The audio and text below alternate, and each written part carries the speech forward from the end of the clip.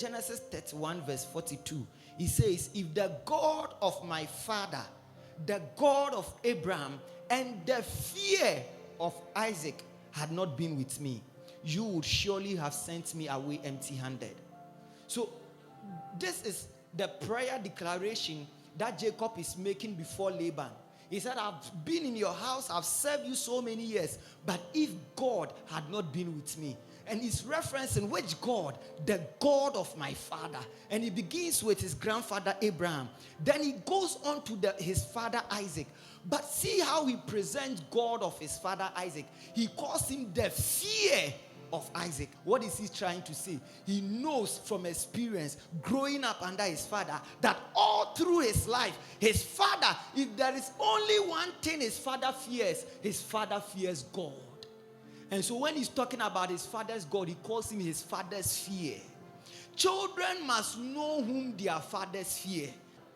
Unfortunately, sometimes children know that their fathers fear their bosses. They sometimes know that their fathers fear their mothers. Hello.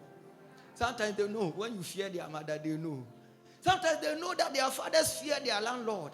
But as for Jacob, he said, the one person that my father feared is his God. Jacob, growing up, he had observed the life of his father. He knows that his father is very particular when it comes to God. He knows that his father pays attention to God. He knows that his father is so careful to obey the laws of God and to walk in the ways of God. And he calls God the fear of Isaac. Fathers, we have a responsibility. Our children are watching us. Our children are observing us. And they know whether we fear God or not.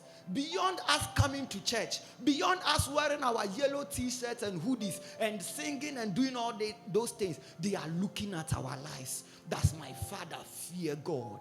Does my father honor God? Does my father prioritize God? Does my father obey God? The fear of Isaac is how Jacob got to know God. And that is the legacy of faith we must live.